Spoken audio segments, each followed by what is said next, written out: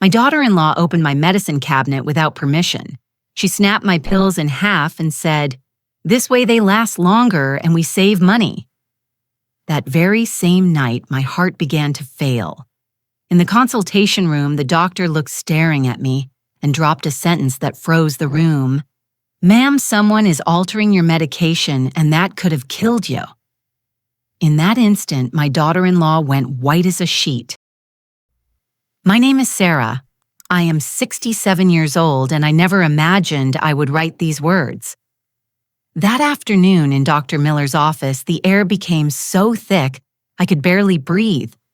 The fluorescent lights buzzed over our heads while my son, Robert, held my hand tightly, not yet understanding the magnitude of what we were about to hear. Vanessa, my daughter-in-law, was sitting in the back with that polite smile she had perfected over 3 years. The same smile she used when she called me sweetie with a sweet voice while taking away everything I loved. Dr. Miller is not one to sugarcoat the truth. She's been treating patients at General Hospital for 30 years and has that direct gaze that makes you feel she is seeing past your skin. When she opened my file, her eyebrows furrowed. She checked the blood results 1, 2, 3 times. Then she looked me in the eyes and asked something that split me in two. "Mrs. Sarah, does anyone else have access to your medications?" I did not understand the question. Or maybe I did not want to understand it. Robert did not either, but Vanessa. Vanessa changed. I saw how her face lost color, how her fingers clutched the edge of the plastic chair. And at that moment, I knew something terrible was about to come to light. "Your blood medication levels are dangerously irregular." The doctor continued with a firm voice, but loaded with concern. "According to your prescription, you should be taking 200 mg extended release pills, but the tests show you are receiving fragmented doses as if someone had split the pills." The silence that followed was deafening. Robert squeezed my hand harder. I felt the world tilting to one side, splitting the pills. My son asked, confused, "Why would someone do that?" The doctor leaned forward with hands clasped on the desk. "Because when an extended release pill is split, the mechanism that controls how the medicine is released into the body breaks. Instead of receiving the correct dose over 24 hours, the patient receives dangerous spikes, followed by sharp drops.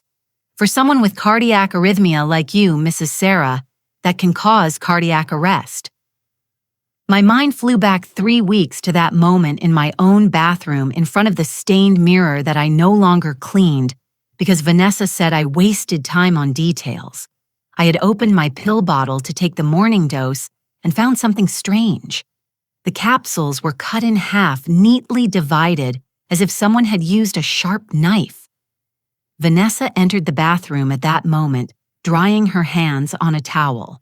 She saw me observing the bottle with a frown and said with that casual voice she used for the most poisonous things, "Oh yeah, I split them. This way they last longer and we save money. Those pills cost $600 a month, sweetie. We cannot afford those luxuries." I remember I wanted to protest that I opened my mouth to tell her they were my pills bought with my pension for my sick heart.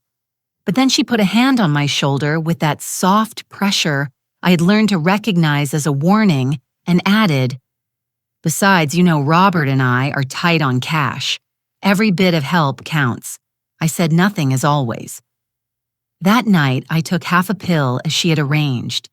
At 3 in the morning, I woke up with my heart beating like an uncontrolled drum, sweating cold, feeling like an invisible hand was squeezing my chest. Robert had to call the ambulance. And now, in this office that smells of disinfectant and fear, Dr. Miller was finishing putting together the puzzle I had been denying to see. "Ma'am, someone is altering your medication, and that could have killed you." All eyes turned to Vanessa. She who always had an answer for everything, who always knew how to manipulate every situation in her favor, stayed silent. white as the paper of the medical prescriptions the doctor held in her hands. And I, Sarah Roberts' widow, devoted mother and forgotten grandmother, finally understood something I should have realized a long time ago. My daughter-in-law did not just want my house, she wanted me to disappear. But what Vanessa did not know is that afternoon in that office, something inside me also split in half. And what came out of that crack was no longer the silent woman she knew. If you want to know how an older woman can go from victim to victor, subscribe so you can keep knowing stories like this. Stories of women who refused to die in silence. To understand how I arrived at that office with a broken heart and manipulated pills, I have to go back 3 years to that Sunday in October, when I opened the door of my house in the quiet suburbs and saw Robert standing on the threshold with 2 suitcases and a woman I had never seen smiling by his side. "Mom, this is Vanessa," my son said with that light in his eyes that only men in love have. "We got married 2 months ago. Sorry for not inviting you. It was something intimate. We need to stay with you just a couple of months while we save for a deposit on an apartment." A couple of months turned into 3 years, but I did not know that yet. My house is not big. 2 bedrooms, 1 bathroom, kitchen, and living room sharing the same space. I bought it with my late husband, Henry, 30 years ago, when prices were still affordable for working people like us. He was a mechanic. I worked cleaning houses. Each brick of that construction cost us sweat and sacrifice. When Henry died 8 years ago of a sudden heart attack, I was left alone with my memories and a monthly pension of $800 that barely covered living expenses. Robert is my only son. I raised him with all the love a mother can give. Sometimes with too much love. I admit it now. After his father's death, he became more distant, visiting me less and less. When he appeared that Sunday with Vanessa, I felt God was returning my son to me. How foolish I was. Vanessa was 32 years old, 10 years younger than Robert. She was thin, tall, with hair dyed a blonde that did not look natural on her, but she wore with pride. She wore tight clothes and spoke with that fake posh accent that tries to sound refined. From the first moment her eyes scanned my house as if she were calculating the value of everything. "How cozy, sweetie," she said while entering without waiting for an invitation. Her heels clicked on the tile floor I had just mopped. With a little modernization, this could look very good. I did not like that word, modernization. It sounded like erasing, like replacing, like everything of mine was useless. The first days were a perfect act. Vanessa helped me in the kitchen, asked me for Henry's recipes, called me "Dear Sweetie," with a honeyed voice. Robert worked double shifts at the auto parts factory where he was a supervisor. He left at 6 hours in the morning and returned at 9 at night. I thought, at least I would have female company at home, someone to drink coffee and chat with. How naive. The first sign came the second week. I was preparing a pot of beans when Vanessa entered the kitchen with a supermarket bag. She took out a shiny stainless steel pot and said casual as someone commenting on the weather, "Sweetie, your pots are very old. I bought this new one. It is better you use the modern ones. Yours have already given what they had to give." I looked at my clay pot, the same one my mother gave me when I got married. 40 years preparing beans in it. 40 years of flavor and memory cooked over low heat. "This one works fine," I said, trying to sound firm but without confronting. "Not anymore, Sarah," she replied, and I noticed she had stopped calling me sweetie. Besides, they take up a lot of space. "I'm going to store the old ones in a box in the backyard." She did not store them. She threw them away. 3 weeks later, I found my clay pots and my copper pans in the trash, broken accidentally when Vanessa was organizing. When I asked her, she hugged me with false tenderness. "Oh, sorry, sweetie. They slipped. But you already have the new ones right. It is better this way. Believe me." Robert saw nothing wrong. Mom, she is trying to help. The house needed a little renovation. That is how the dismantling of my life began, piece by piece, memory by memory. A month later, Vanessa redesigned the living room. My lace curtains that Henry brought me from the countryside disappeared, replaced by gray and minimalist blinds. It is more modern, sweetie. Nobody uses lace anymore. That is for old ladies. The silver picture frame with our wedding photo was put away because it makes the living room look outdated. In its place, she hung an abstract painting of black lines she bought for $50 that seemed like framed trash to me. But the worst part, what truly broke me, was my mahogany rocking chair. It was a beautiful piece hand-carved with curved armrests and a high back. My father had it made especially as a wedding gift. For 40 years, I sat in it to darn socks to comfort Robert when he was a child, to mourn Henry after his death. That rocking chair knew all my secrets. It had absorbed all my tears. One Saturday, I returned from the market and it was not in its place by the window. I found Vanessa in the backyard with a rocking chair thrown among old scrap metal in trash bags. One of the armrests was splintered. "What are you doing?" I screamed. Something I rarely did. "Oh, that. It is just in the way, sweetie. It takes up too much space and is very old. I already bought a new sofa, minimalist. You are going to love it. That rocking chair was a gift from my father." "Well, your father had very outdated tastes," she replied, wiping her hands on her jeans.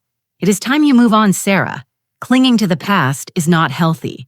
I cried all night hugging that damaged rocking chair. Robert said nothing when I told him. He just sighed tiredly. "Mom, they are just furniture. Vanessa has good taste. Let her be. She knows about these things." There I began to understand that I had lost something more than a rocking chair.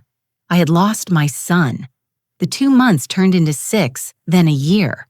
Every time I asked when they would move, Vanessa had an excuse. That apartments were too expensive, that Robert just had an unexpected expense, that they better save a little more. Meanwhile, my house stopped being mine, and I became a stranger in my own home.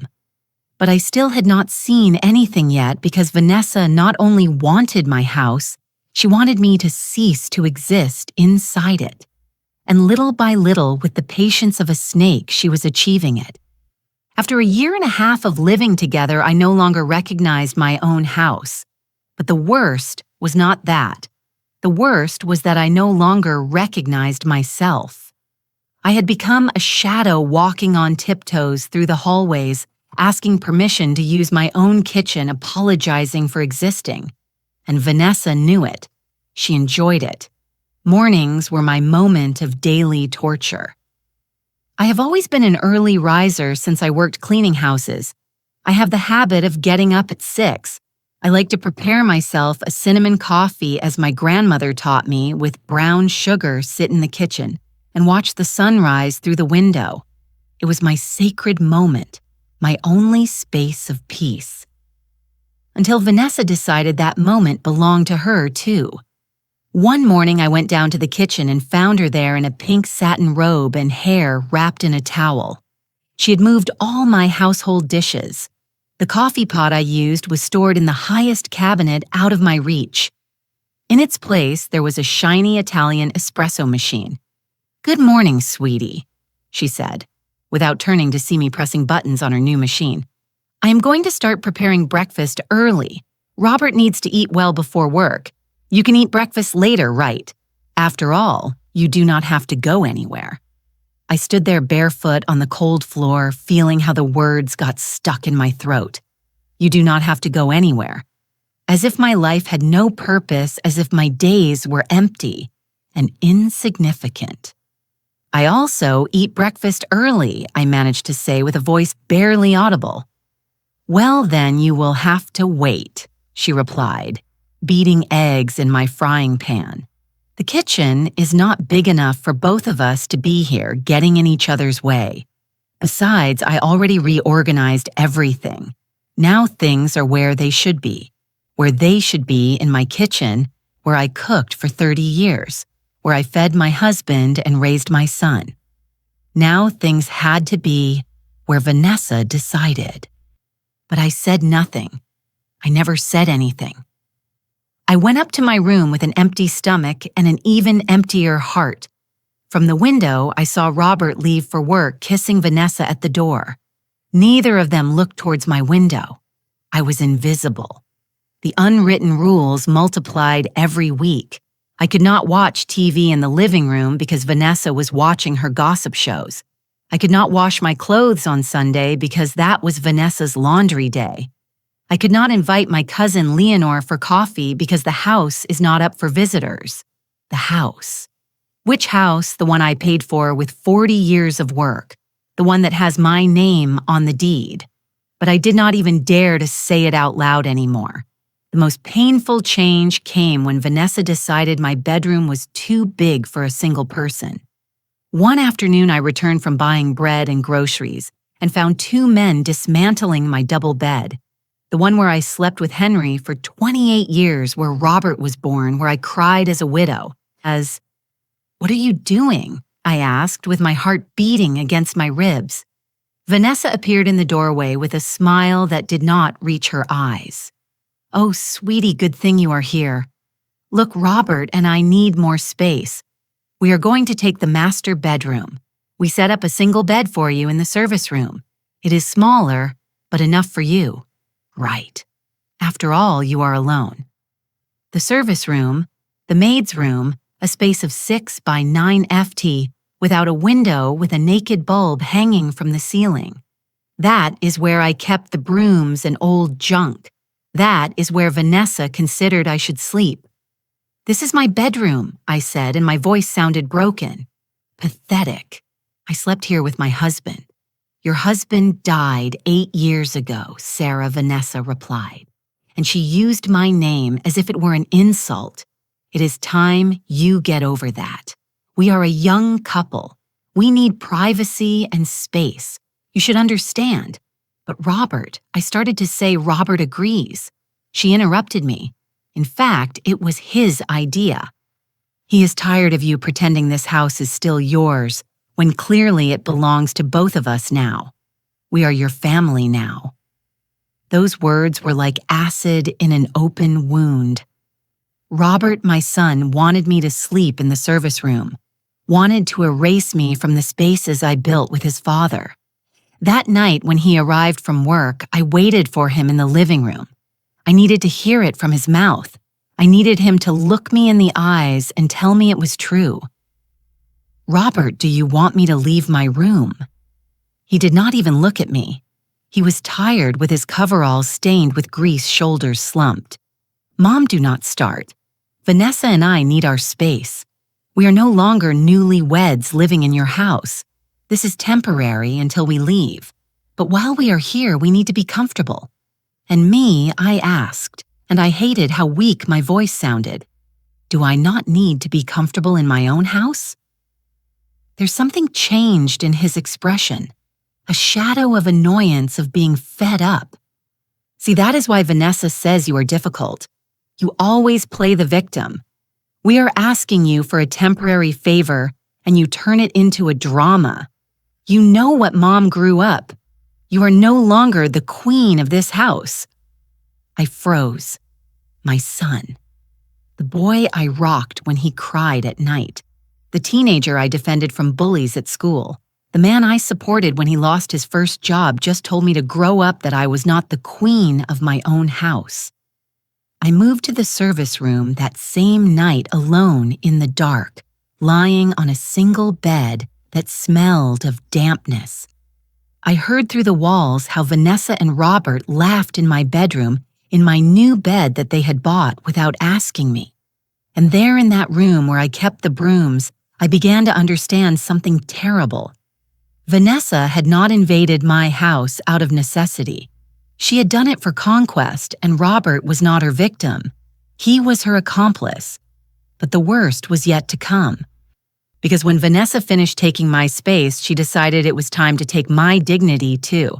And for that, she needed me to disappear a little every day, until finally I ceased to exist completely.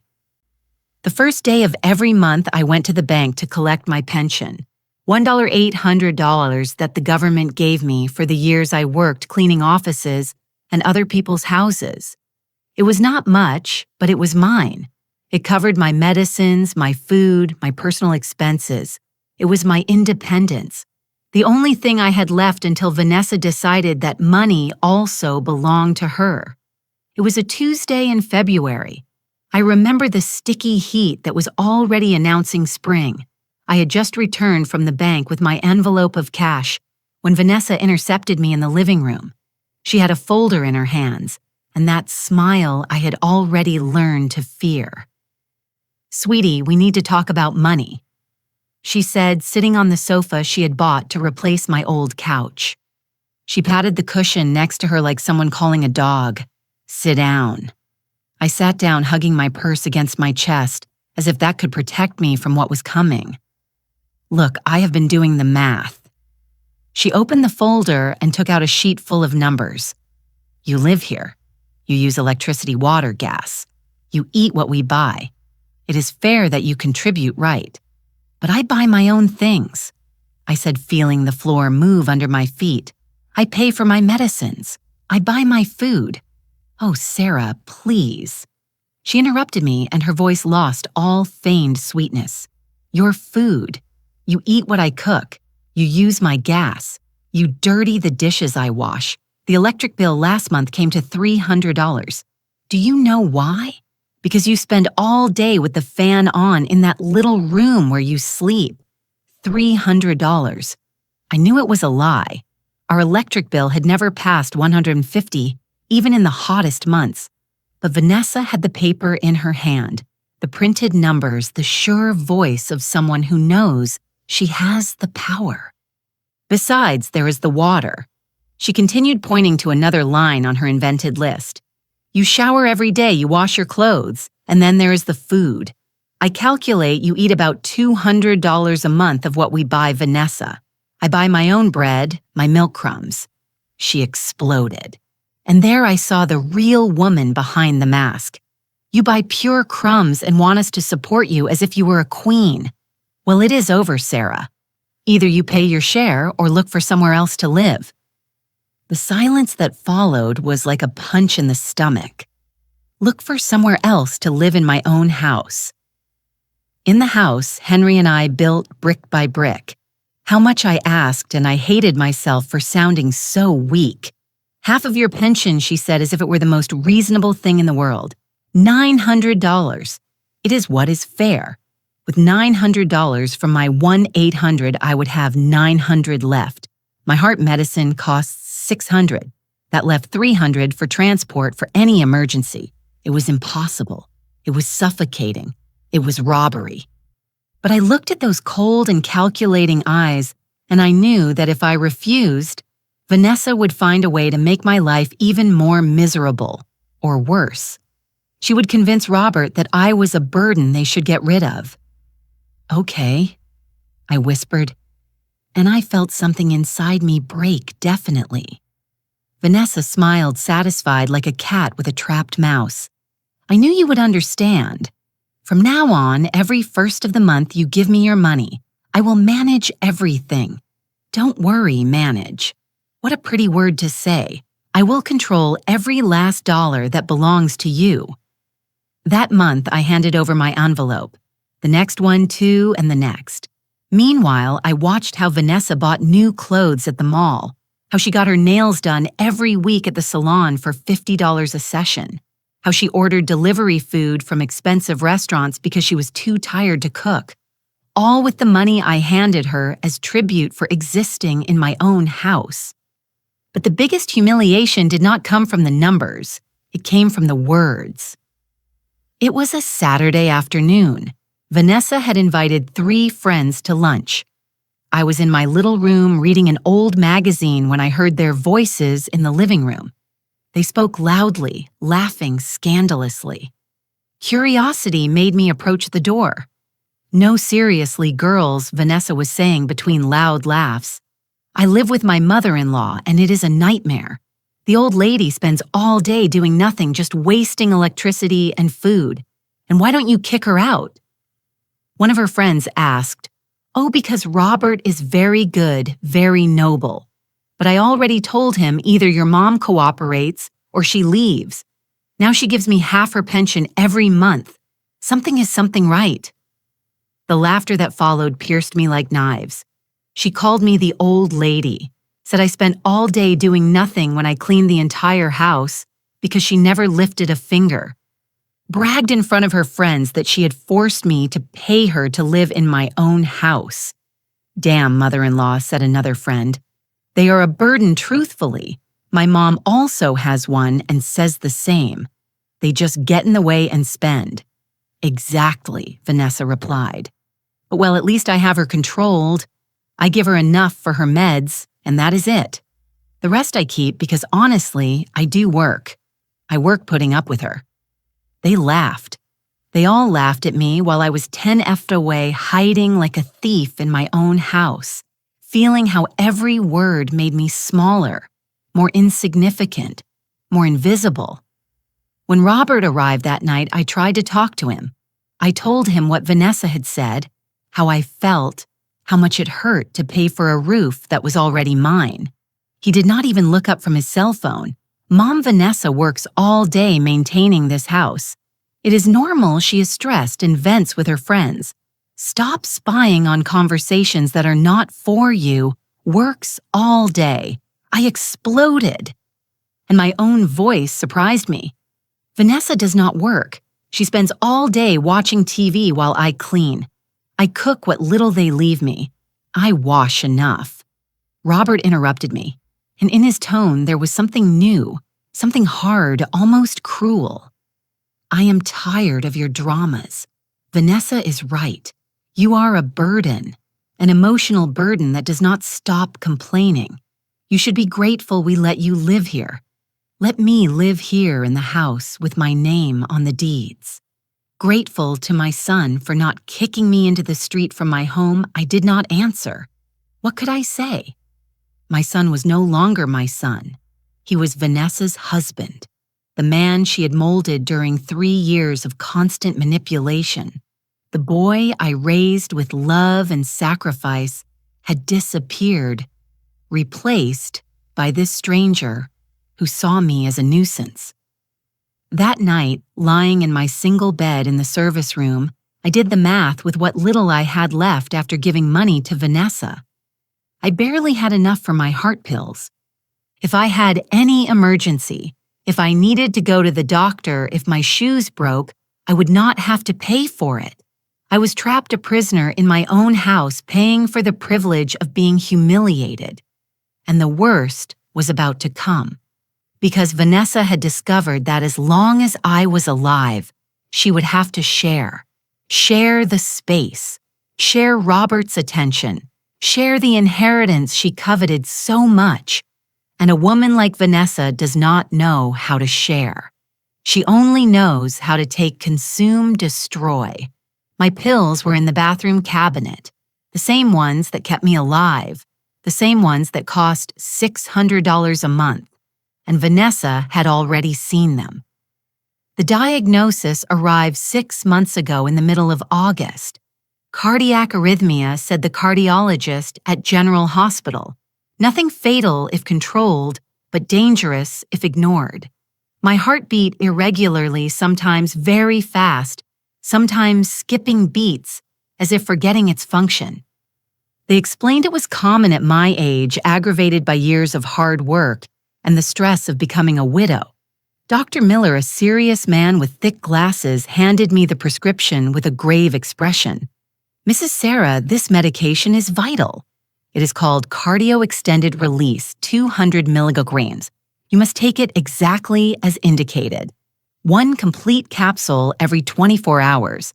Never under any circumstances split or crush the pills. Understood." "What happens if I do?" I asked, without imagining that question would have such terrible answers. The capsules have a special coating that releases the medicine gradually throughout the day. If you break them all, the content is released at once. It can cause a dangerous drop in blood pressure, severe dizziness, or in your case, worsen the arrhythmia until causing cardiac arrest. I nodded, scared but confident. I would follow the instructions to the letter. I wanted to live. I still had things to do, even if my life had been reduced to that dark little room. And counting the days, hoping everything would improve. The prescription cost $600 per box, enough for a month. It was almost all of what I had left after paying Vanessa, but I had no choice. Without those pills, my heart would turn into a time bomb. When I arrived home that day with the pharmacy bag, Vanessa was in the kitchen eating imported cookies that cost $10 a pack. She saw me enter and her eyes immediately nailed onto the bag. "What did you buy?" she asked with that casual tone she used when she was calculating something. "My medicines. I have a heart problem." She got up and snatched the bag from my hands before I could react. She took out the box, read the price on the sticker. I saw how her expression changed, how her eyes narrowed doing mental numbers. $600, she said, whistling softly. Each month, that is $7,200 a year just on pills. I need them to live, I replied, extending my hand to recover my box. She held it out of my reach, studying it as if it were a valuable object. "Do you really need a whole pill every day? It seems like a lot. Surely half is enough. That way they last you 2 months instead of 1. You save $600. The doctor said I cannot split them. Doctors always exaggerate." She replied with a smile that did not reach her eyes. "They want to sell more medicines. It is a business. But we are not rich, Sarah. We have to be smart with money." She returned the box with reluctance. That night, I stored my pills in the bathroom cabinet, that old furniture with the stained mirror where I'd always kept my things. I thought they would be safe there. How foolish I was. The first 3 months, everything went well. I took my pill every morning.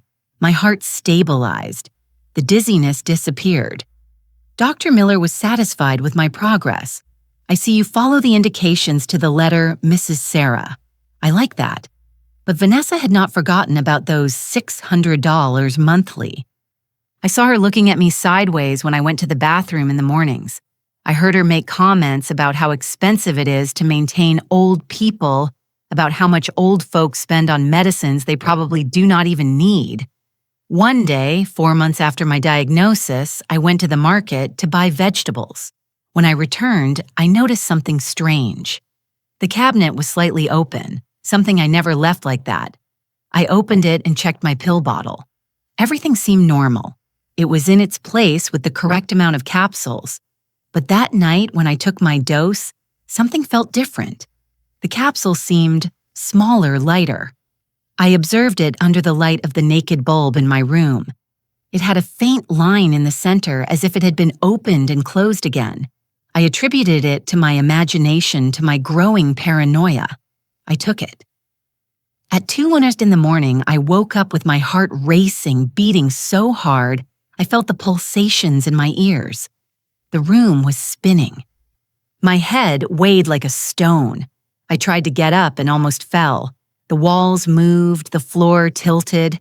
I reached the bathroom on all fours, vomited, sat on the cold floor, shivering. I spent 2 hours there until the episode passed. In the morning, I felt exhausted, confused. I thought it had been something I ate, maybe the chicken left over from dinner, but it happened again and again and again. Every week I had an episode. My heart went wild in the middle of the night, or my pressure dropped suddenly during the day, and I had to sit down before fainting. The dizziness was constant. I started walking, sticking to the walls for fear of falling. Robert noticed nothing. He left early, arrived late, barely saw me. Vanessa, on the other hand, watched me with that expression I now recognize as satisfaction, like someone watching a plan unfold exactly as planned. "Do you feel okay, sweetie?" She would ask me with fake concern when she saw me pale, holding onto the doorframe. "You look bad." Could it be? You are being dramatic again? You know how old people are always seeking attention. I feel dizzy, I managed to say. Oh, but if you do nothing all day, how are you going to get dizzy? Surely it is psychological. You should stop thinking so much about diseases. Psychological. As if the irregular beats of my heart were my invention. As if the cold sweat and tremors were theater to get attention. 3 weeks ago, things got worse. I went to the bathroom one morning, opened my pill bottle, and froze. The capsules were cut. All of them neatly divided in half with a clean cut as if someone had used a sharp knife or scissors. My heart skipped a beat that had nothing to do with arrhythmia. It had everything to do with fear. Vanessa entered the bathroom at that moment as if she had been waiting. She dried her hands on a towel with that casual expression. I knew so well. Oh yes, I split them, she said like someone commenting, they wash the dishes. This way they last longer, sweetie, and we save money. Those pills cost $600 a month. We cannot afford those luxuries. The doctor said. I started. But my voice came out broken without strength. The doctor does not pay the bills here. She interrupted me, and her tone hardened. We do. Robert and I work hard for this money. You just spend it. So we are going to be smart. Half a pill is enough. That way they last 2 months. And before you start with your drama, I inform you that Robert already agrees. Robert agreed. My son had authorized them to alter my medication. The same son I breastfed, the one I cared for when he had pneumonia, at 7 years old, the one I waited up for every night of his adolescence. I wanted to protest. I wanted to scream at her that those pills kept me alive, that the doctor had been very clear about not splitting them. But then, Vanessa put a hand on my shoulder, with that pressure I had learned to recognize as a silent threat. Besides, you know Robert and I are tight financially. Any help counts. Or do you prefer we ask you to leave because that option is also on the table, sweetie? I remained mute, trapped between two horrors, taking altered medication that could kill me or ending up on the street without a roof or money. And my 67 years sick heart with no one else in the world, I took the half pill and the next one and the next one. My body began to collapse. The episodes intensified. I stopped being able to sleep fully for fear of not waking up. Every irregular beat reminded me I was playing Russian roulette with my own life. And Vanessa knew it. She saw it in my eyes every time I wobbled, every time I grabbed the furniture not to fall. It was not worry I saw there. It was anticipation, like someone waiting for the day to finally collect a long-awaited prize. She was not taking care of me. She was killing me slowly, calculatedly, with the precision of someone who knows exactly what she does, and I was letting her do it. The nights became my personal hell, lying on that single bed in the service room. With the bulb off because Vanessa complained I wasted unnecessary light, I listened. I listened to everything through the thin walls of my own house, and what I heard destroyed me more than any physical pain. It was almost midnight when I heard them. Robert had just arrived from his double shift, exhausted as always. I heard his heavy steps in the hallway, the squeak of my old bedroom door opening. Then Vanessa's voice, soft and manipulative, like poison wrapped in honey. My love, we have to talk about your mom. I remained motionless, holding my breath. My heart beat irregularly as it always did lately.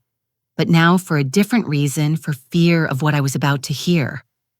Not now, Vivi. I am dead tired. Robert replied with a hoarse voice. It is important. Look, I know she is your mom and you love her, but we have to be realistic. She is dramatizing all this about her illness. Silence. A silence that seemed eternal to me. What do you mean, my son finally asked? That she is exaggerating her symptoms to get attention. Old people do that. Love. My grandmother was the same. She invented pains so we would all be attentive to her. Your mom does the same, but the doctor said she has arrhythmia. Of course she has arrhythmia. Vanessa interrupted him, and I could perfectly imagine her expression, that mixture of feigned patience and condescension. But it is not as serious as she paints it. Have you seen how suddenly she gets dizzy when she wants us to pay attention to her, how she always feels bad precisely when we are having a moment alone? I had not thought about that, Robert said, and in his voice I detected doubt. My son was doubting me. Well, think about it. She has turned this house into a hospital where she is the eternal patient and we are the nurses. I cannot take it anymore, Robert. I arrived tired after shopping, cleaning, cooking for the three of us. And she is lying down complaining of dizziness. Dizziness from what? If she does absolutely nothing. I wanted to scream. I wanted to tear through that wall and show my son the truth. That I cleaned what she dirtied, that I cooked my own food because she had forbidden me from using her kitchen at convenient times, that I got dizzy because her hands had altered my medication. But my voice did not come out.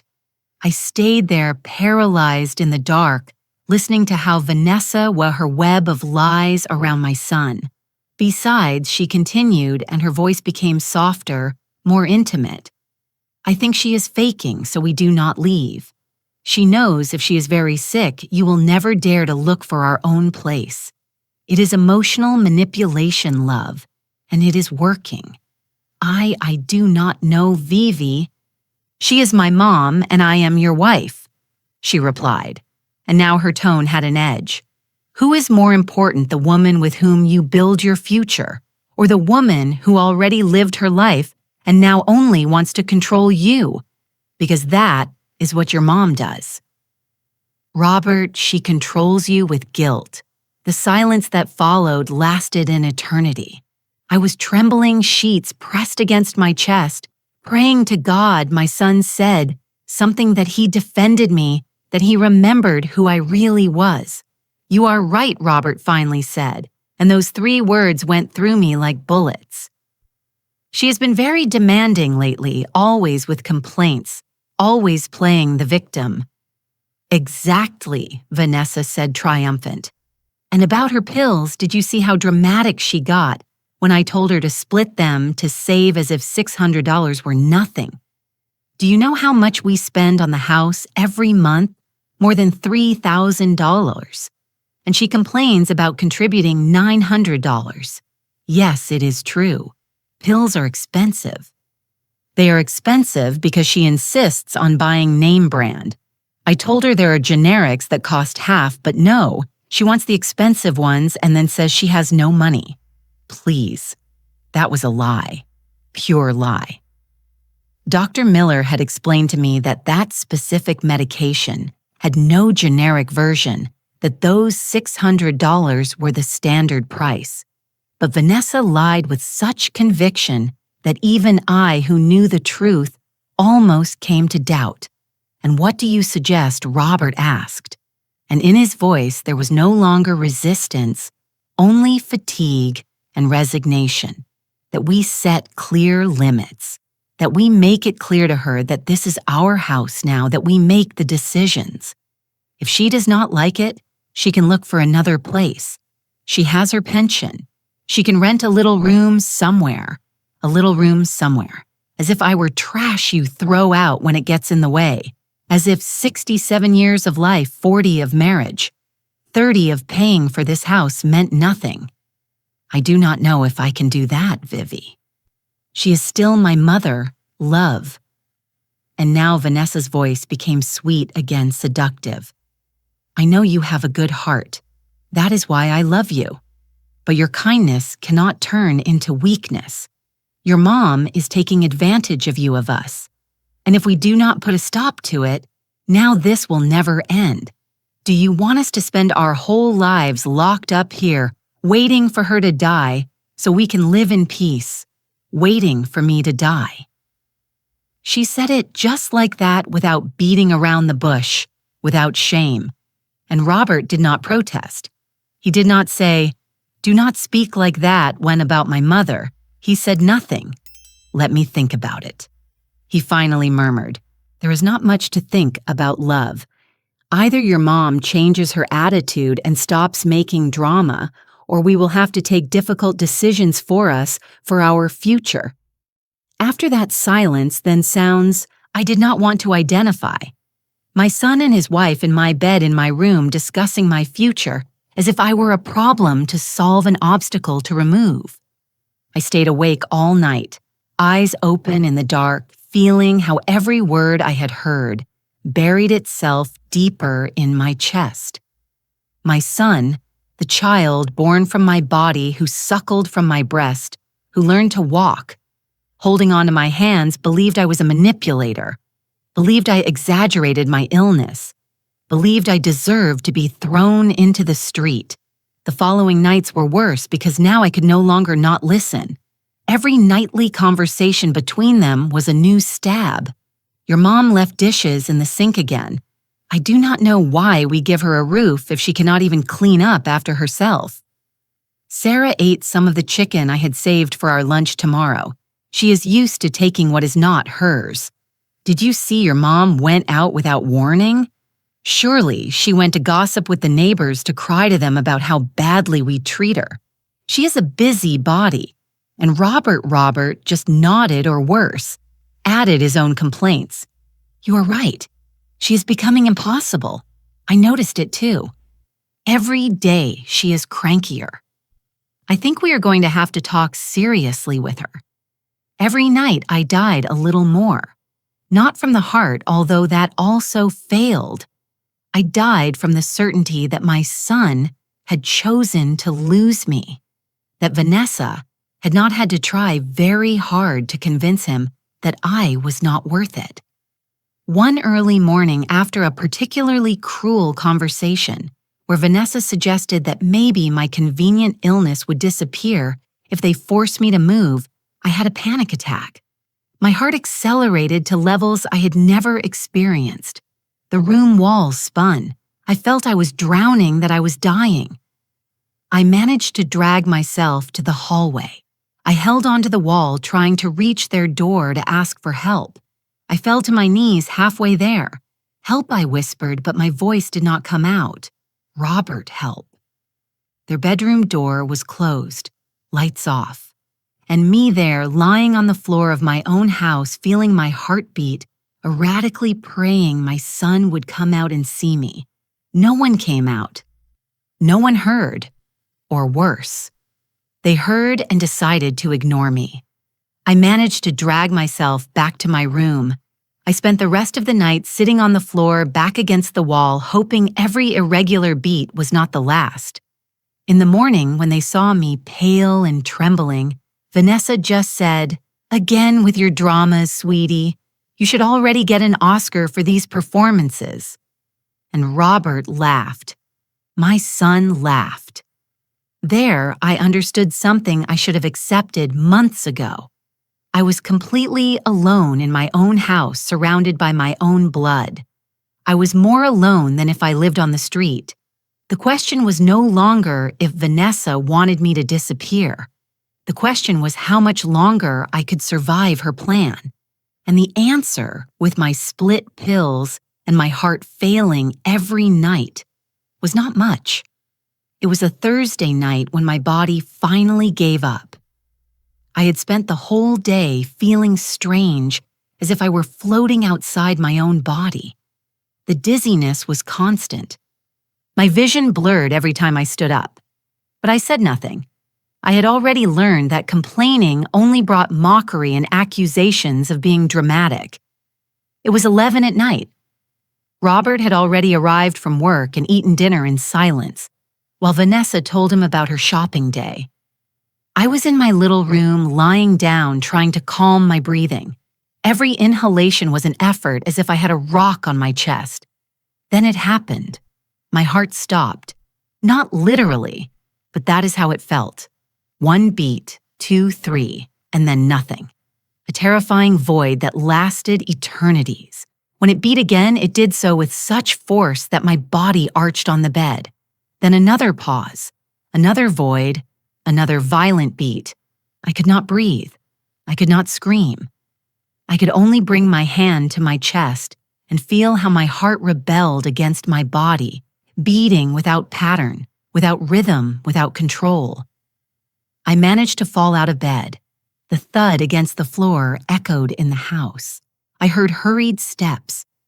My room door flew open and Robert appeared, eyes wide with panic. "Mom," he shouted, kneeling beside me. "What is wrong?" I could not answer. I only pointed to my chest, eyes full of tears that were not only from physical pain, but from the relief of seeing my son finally look at me with real concern. Vanessa appeared behind him in a satin robe and a face of annoyance. "What happened now?" "Call an ambulance," Robert ordered, holding my head. His voice trembled. "Quick, Vanessa!" I saw the hesitation in her eyes. For an eternal second, Vanessa looked directly at me, and I saw the naked truth in her expression. She was calculating if it was worth calling for help or if it would be better to let nature run its course. Vanessa Roberts shouted, and she blinked, breaking the spell. I'm going. "Always so exaggerated," she murmured while taking out her cell phone. The following minutes were a blur of pain and terror. My heart continued its erratic dance, beating wildly and then stopping. I sweat cold. My lips went numb. Robert cried, holding my hand, repeating, "Hold on, Mom, hold on." The ambulance arrived in 15 minutes. That seemed like hours. The paramedics entered with their equipment. They put oxygen on me, monitored my heart. I heard technical words I did not understand. Severe arrhythmia, fibrillation, unstable. They loaded me onto the stretcher. Robert got in the ambulance with me, face decomposed. Vanessa stayed at the door of the house, arms crossed, watching me leave with an expression I could not decipher, but which was not exactly concern. In the general hospital, they took me straight to the ER. Doctors and nurses moved around my stretcher like organized ants. They connected me to machines that beeped constantly. They injected me with something that made the world become blurry and distant. When I woke up, it was already early morning. I was in a hospital bed connected to a cardiac monitor emitting regular beeps. Robert was asleep in an uncomfortable chair next to my bed head resting on the mattress. My hand was between his. For a moment, just a moment, I saw my boy. The 10-year-old Robert who fell asleep next to my bed when I was sick with the flu. The teenager who took care of me when his father worked nights. My real son before Vanessa. A doctor entered with a tablet in her hands. It was Dr. Miller, the same one who had treated me since my diagnosis 6 months ago. Her expression was serious, worried. "Mrs. Sarah," she said softly, waking Robert with the sound of her voice. "I need to ask you some important questions." Robert sat up immediately, rubbing his eyes. "Is my mom okay? She is stable now, but what happened last night was very grave. She had episodes of ventricular tachycardia. Her heart was completely out of control. If she had arrived 10 minutes later, she left the sentence unfinished. But we all understood the ending. But she has her medication," Robert said, confused. "She takes it every day. That is precisely what worries me." Dr. Miller replied, looking directly at me. "We did complete blood tests. Your medication levels in the blood are extremely irregular. You have very high peaks followed by dangerous drops. That should not happen with your extended-release medication." My heart, although now stable thanks to intravenous drugs, skipped a beat. I knew what was coming. "Mrs. Sarah." The doctor continued pulling up a chair and sitting in front of me. "Does anyone else have access to your medications?" The question floated in the air like thick smoke. Robert looked at me, waiting for my answer. I opened my mouth, but no words came out. How do you tell your son that his wife is altering your medications? How do you pronounce those words without destroying what little remains of the family mom? Robert said, squeezing my hand. "Answer." "Did anyone touch your pills?" I started with a broken voice. At that moment, Vanessa entered the room. She had her hair perfectly styled, makeup applied, dressed as if she were going to a meeting and not to visit her mother-in-law in the hospital.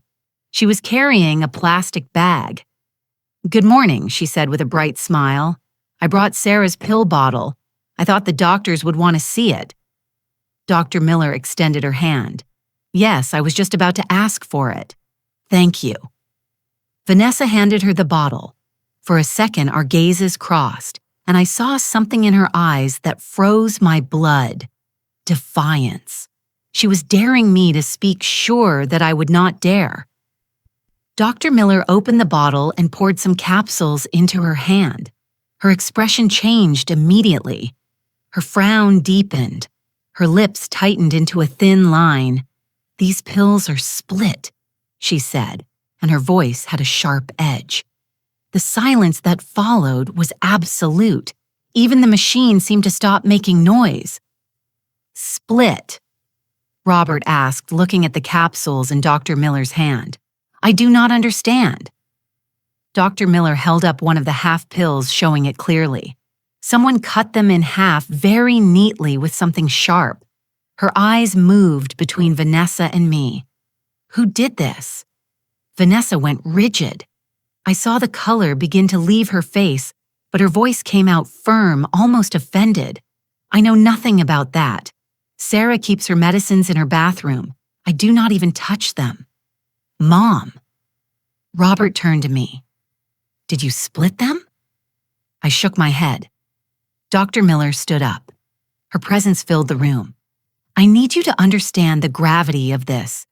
Extended release pills must never be split. The special coating controls how the medicine is released over 24 hours. When that coating is broken, all the content is released at once." "And what does that mean?" Robert asked. Although his voice was already trembling because he knew the answer would not be good. "It means that instead of receiving a stable dose all day, Mrs. Sarah received massive doses, followed by periods without medication. For someone with her heart condition, that is like playing Russian roulette. Every dose was a bet on whether her heart would hold out or not. The oxygen in the room seemed to evaporate." Robert let go of my hand and stared at the split pills in Dr. Miller's palm, as if they were evidence of a crime, because they were. But that means my son started to say, and I saw his brain working, connecting the dots he had been ignoring for weeks. That means someone could have killed her. Dr. Miller nodded gravely. "What happened last night was not a normal arrhythmia episode. It was a direct reaction to misadministered medication. Mrs. Sarah was lucky her heart resisted. Another person with her condition would not be here anymore." Vanessa took a step back, bumping into the wall. Her hands trembled slightly, but her expression remained one of calculated indignation. "You cannot be insinuating that this is ridiculous. Sarah probably split them herself and now wants to blame me. She always does this. She always plays the victim. Mom." Robert turned to me with eyes shining with held-back tears. "Tell me the truth. Who split your pills?" I looked at my son, then at Vanessa. She returned my gaze with those cold, defiant eyes. In her expression, I clearly read the message. If you speak, you lose your son forever. He will believe me, not you. But something had changed inside me. Maybe it was the closeness of death. Maybe it was seeing Robert finally paying attention to me. Maybe it was simply that I had nothing left to lose.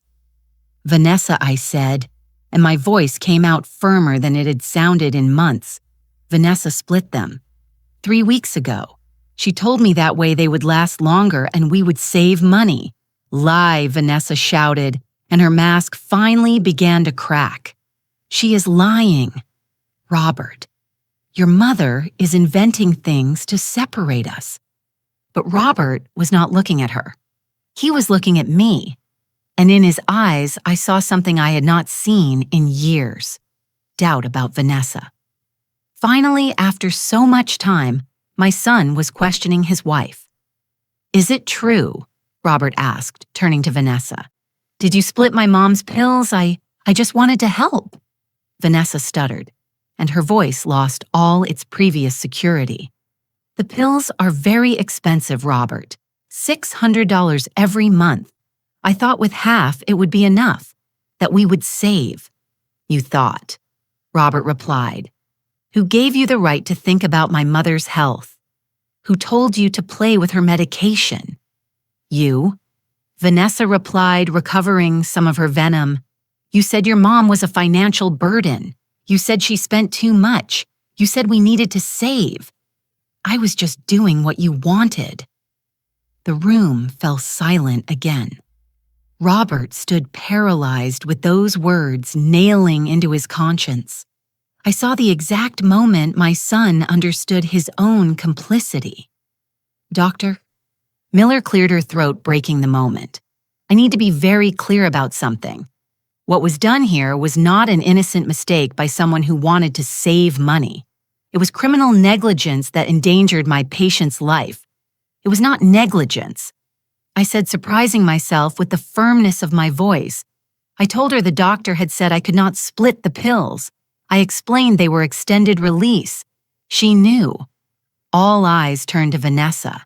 Her face, which had started to pale, was now completely white like paper, just as I described in the office. I did not know it was so serious, she murmured, but her voice lacked conviction.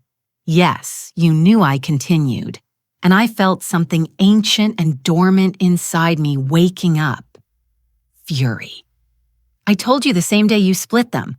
I told you Dr. Miller was very specific, and you answered me that doctors exaggerate, that they just want to sell medicines. Sarah, I never, and it was not just that. I interrupted her, my voice gaining strength with every word.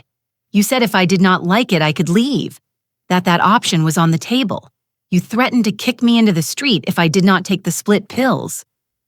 Robert collapsed into the chair, covering his face with his hands. My God, he whispered. What have we done? What she did, Dr. Miller corrected, pointing at Vanessa. And I need to ask you directly, Mrs. Vanessa. Did you know that altering this medication could kill Mrs. Sarah Vanessa? Opened her mouth, but no words came out. Her eyes moved frantically between all of us, looking for an exit that did not exist. Finally, something in her broke. She is a burden, she shouted, and all her true nature surfaced like pus from an infected wound. She lives in our house, spends our money, occupies our space. I just wanted things to be easier for us. Easier, Robert repeated, lifting his head to look at her. You put my mother's life at risk so things would be easier for us. Vanessa insisted, approaching him. Everything I did was for us, Robert, so we could have our own life without your mother always being in the middle. Do you not understand? As long as she is there, we will never be free. Free. Robert's voice was barely a whisper, loaded with horror. Vanessa, you almost killed her. My mother almost died because you altered her medicines. You exaggerate. Vanessa replied, but her voice no longer had strength. She was not going to die from taking half a pill instead of a whole one. She was just being dramatic, as always. Dr. Miller intervened, her voice professional, but with an edge of steel. Mrs. Vanessa, you need to understand something. What you did constitutes a crime. It is endangering the life of another person. I am required by law to report this. The color left in Vanessa disappeared completely. Report, you cannot. I did nothing illegal. I just tried to save money. You altered prescribed medication knowing it was dangerous. Doctor. Miller continued. Mrs. Sarah warned you specifically. You ignored those warnings and proceeded anyway. That is not negligence, ma'am. That is intentional. Robert Vanessa turned to my son with desperation. Tell them they are wrong. Tell them I would never do something like that. You know me. You know I love you, that I love our life together. But Robert was not looking at her. He was looking at me. and in his eyes I saw something I had not seen in 3 years: recognition. Finally, after so much time, my son was really seeing me. "Mom," he said with a broken voice, "forgive me. God forgive me for not believing you, for not defending you, for letting this get so far." Tears began to roll down my cheeks. They were not tears of sadness, but of relief. My son had returned late, almost too late, but he had returned. "Robert, you cannot believe her." Vanessa pleaded with a shrill voice. "Your mother has always been manipulative. She is acting now, so you take her side. It is what she has always done." "Shut up," Robert said, and his voice was cold as ice. "Just shut up, Vanessa. I do not want to hear your voice anymore." Vanessa recoiled as if she had been slapped. For the first time since I met her, I saw genuine fear in her eyes. She had lost her control over Robert, and she knew it. Dr. Miller headed towards the door. "I am going to call security and report this incident. Mrs. Vanessa, I suggest you get a lawyer." "A lawyer?" Vanessa's voice was barely a squeak. "They cannot do this. Robert, do something." But my son only shook his head with tears falling down his face. "I already did too much, Vanessa. Or rather, I did nothing when I should have, and that almost cost my mother her life." Vanessa looked at me then with pure hatred, without filters, without masks. "This is your fault," she hissed. "It is all your fault. If you had left when you should have, none of this would have happened." "No," I said, holding her gaze without blinking. "This is your fault, Vanessa, for being greedy, for being cruel, for believing you could take everything from me, including my life, and get away with it." Dr. Miller returned with 2 security guards. "Mrs. Vanessa, I need to ask you to leave the hospital now." Vanessa opened her mouth to protest, but the guards were already flanking her. With a last look of fury towards me, she let herself be escorted out of the room. Her expensive perfume was left floating in the air as evidence of her poisonous presence. When the door closed behind her, Robert collapsed. He knelt beside my bed, took my hand between his, and cried like I had not seen him cry since he was a child. "I am sorry, Mom," he sobbed. "I am so sorry. I was an idiot, a terrible son. I failed you in everything. I stroked his hair as I did when he had nightmares as a little boy." "You are here now," I said softly. "That is what matters." But deep in my heart, I knew this was not over. Vanessa had shown her true face. Yes. But a woman like her would not give up so easily, and I had to make sure she could never hurt anyone again. It was time to stop being the victim. It was time to fight. They kept me hospitalized 3 more days. 3 days of constant monitoring, of adjusting my medication, with controlled intravenous doses, of allowing my heart to relearn to beat with the correct rhythm. 3 days in which Robert did not leave my side, sleeping in that uncomfortable chair, bringing me water, apologizing every hour as if words could erase 3 years of abandonment. I forgave him. Of course I forgave him. He was my son. But forgiveness does not mean forgetting. And every time I closed my eyes, I saw the split pills. I heard the nightly conversations where he had agreed with every cruelty of Vanessa. A mother's love is unconditional, but trust once broken needs more than apologies to rebuild. The second day, while Robert had gone down to the cafeteria, I received an unexpected visit. The door opened and my cousin Linda entered with her leather briefcase and that elegant bearing that had always characterized her. Linda was 62 years old. She was a lawyer specializing in family law, and we had not seen each other in almost 2 years because Vanessa had found 1,000 excuses to prevent her from visiting. "Sarah," she said, and her voice broke seeing me connected to all those machines. She approached and hugged me carefully, not to disconnect any cables. I found out from a neighbor. I came as soon as I could. I cried in her arms. I cried everything I had not been able to cry in 3 years. All the accumulated pain, all the stored humiliation. Linda held me in silence, letting me empty all that anguish. When finally I calmed down, she sat in the chair Robert had been occupying and took a notebook out of her briefcase. Her expression had changed from family concern to professional concentration. "Tell me everything," she said, "from the beginning, and do not skip anything." I told her every detail. The gradual invasion of my house, the loss of my bedroom, the money they forced me to pay, the constant humiliations, and finally the split pills and the veiled threat to kick me out if I did not obey. Linda wrote fast, her sharp eyes shining with something I recognized as professional fury.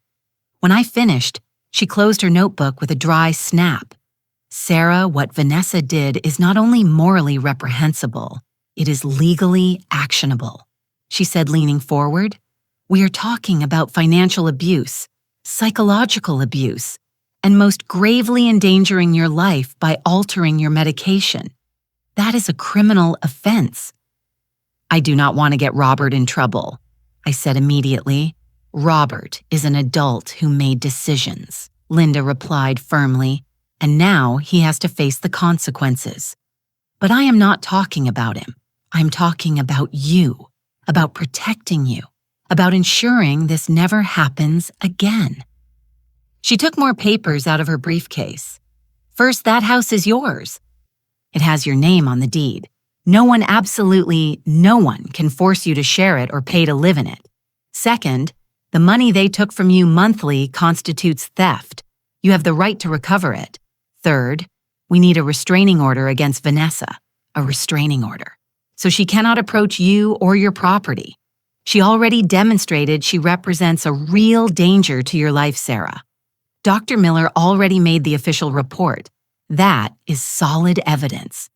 The idea terrified me and liberated me at the same time. And Robert, if I kick Vanessa out of the house, does my son also have to leave? Linda sighed. "That is a decision Robert will have to take. But you need to set clear limits. No more invasions, no more abuse. Your house, your rules. If he wants to stay, it will be under your terms, not hers." "I am afraid," I admitted. "Afraid of being alone. Robert is all I have left. Being alone is better than being accompanied by someone who wants to destroy you," said Linda, taking my hand. "And you are not alone. You have me. You have neighbors who love you. You have a life that deserves to be lived with dignity." At that moment, Robert returned with a coffee in his hand. He stopped seeing Linda, and something in his expression told me he knew exactly why she was there. "Cousin Linda," he greeted with a tense voice. "Robert," she replied with professional coldness. "I was just talking to Sarah about her legal options." My son palled.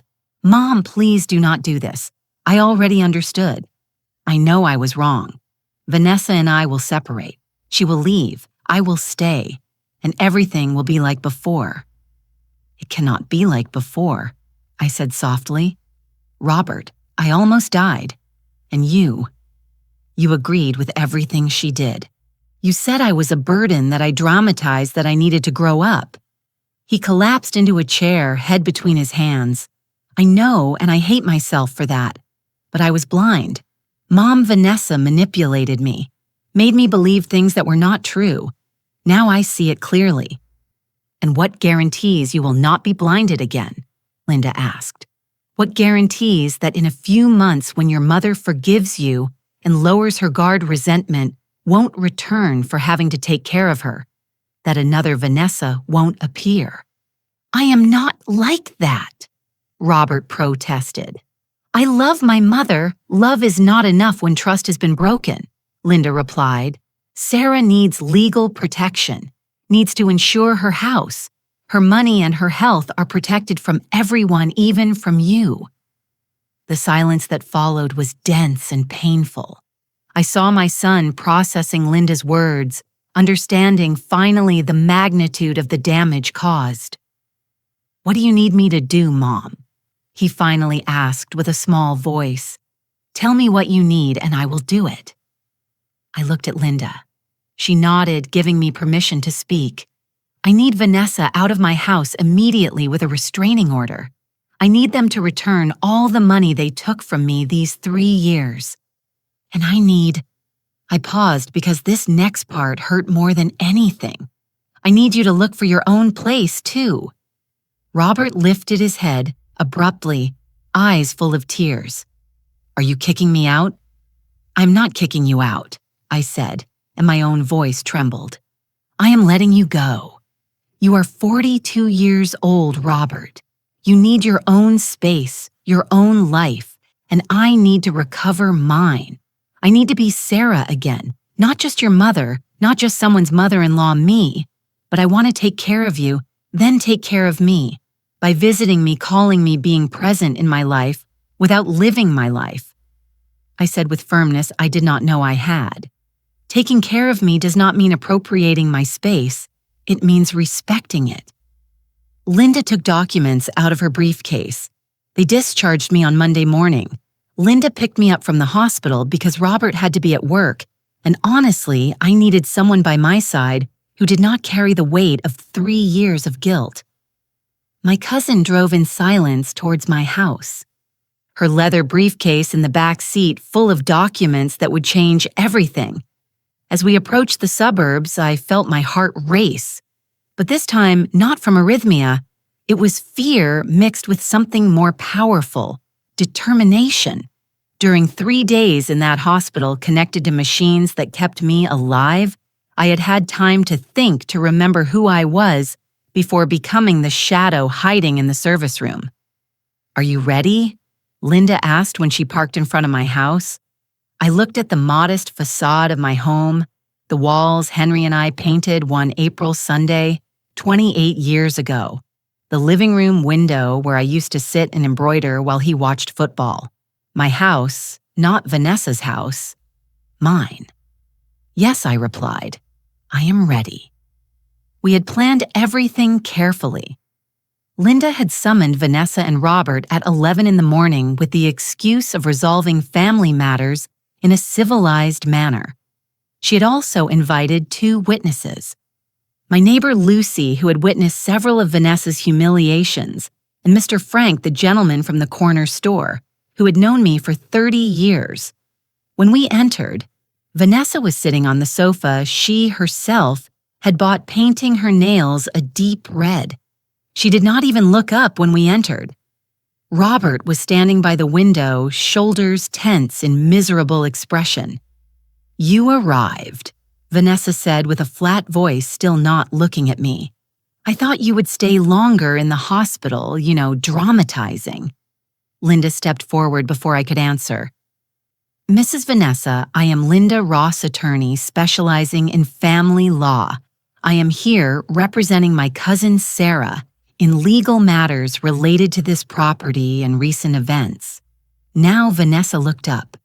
Her expression hardened seeing Linda's briefcase. "Lawyer, please. Sarah, always so dramatic. You almost die and now you walk around with lawyers. How fast, you almost killed me," I said, and my voice sounded stronger than it had in years. "There is a difference." Vanessa let out a fake laugh. "Still with that, I already told you I just wanted to save money. It was not a big deal." Linda opened her briefcase and took out a thick folder. "On the contrary, Mrs. Vanessa, it was a very big deal. So much so that I have here the official medical report from Dr. Miller where she declares that altering my cousin's medication put her life in real and immediate danger. I also have her statement from the hospital where you admitted splitting the pills." The color began to drain from Vanessa's face. I admitted nothing. They misunderstood me. There are witnesses." Linda continued relentlessly. "Dr. Miller, 2 nurses, and Robert. Everyone heard your confession." Vanessa turned to my son. "Robert, say something. Tell them they are exaggerating." But Robert only shook his head. eyes fixed on the floor. I cannot, Vivi. I cannot keep lying for you. Linda placed documents on the coffee table. Besides the crime of endangering another person's life, we have evidence of financial abuse. For 3 years, you forced Mrs. Sarah to pay you $900 monthly from her pension under threat of kicking her out of her own house. She had to cooperate. Vanessa protested, but her voice had lost all its security. She lived here, used services. This house has Sarah's name on the deed. Linda interrupted, showing the documents. She is the only legal owner. You had no right to charge her absolutely anything. In fact, my cousin has the right to recover every dollar you took, $900 monthly for 36 months. That is $32,400. The silence that followed was absolute. Vanessa had gone completely pale. I do not have that money, I know, said Linda with a cold smile. That is why we brought this. She took out more papers. Complete inventory of all items you bought and brought to this house. Clothes, furniture, decoration. Everything adds up to approximately $15,000. Vanessa jumped to her feet. You cannot take my things. They are things bought with stolen money, Linda replied. Money you extorted from my cousin. Legally, all that belongs to Sarah as restitution. At that moment, there was a knock on the door. Linda had coordinated perfectly. Lucy and Mr. Frank entered, followed by a sheriff's deputy Linda had contacted. Good morning, the deputy greeted, showing his badge. Deputy Martinez. I am here to witness the service of a restraining order. Vanessa recoiled as if slapped. Restraining order, this is madness. The deputy handed her the papers. Mrs. Vanessa Smith. Hereby you are prohibited from approaching within 100 yards of Mrs. Sarah Roberts, her home, or any property in her name. You have 24 hours to vacate the property located at number, Vanessa shouted, and finally her mask broke completely. This is my house. I have lived here 3 years. You cannot kick me out just like that. Yes, we can, I said, and my voice was firm as a rock, because this was never your house, Vanessa. It was mine. It always was. She looked at me with pure hate. You useless old woman. After everything I did for you, I gave you company. I redesigned this horrible house. I tried to modernize you, and this is how you pay me. Company. I repeated, feeling how fury finally found its voice. You took my bedroom. You locked me in the service room. You threw away the rocking chair my father had made for my wedding. You humiliated me in front of your friends. You stole my money. And you almost killed me altering my medicines. That is what you call doing something for me. Everything I did was so this house would be worth something, Vanessa shouted. It was full of old junk of dead people's things. I improved it. You did not improve it, intervened Lucy, my neighbor, with a trembling but brave voice. You stripped it. I saw how you treated Sarah. I heard you call her useless old woman from my window. I saw how you threw her things in the trash. Mr. Frank nodded. I was also a witness. Oh. Sarah came to my store crying, buying the minimum because you took her money. Once she told me she did not even have enough for a pound of sugar because you had forced her to pay an invented electric bill. Vanessa turned to Robert, desperate. Are you going to allow this? Are you going to let them humiliate me like this? I am your wife. Robert finally looked up. His eyes were red, but his voice was firm.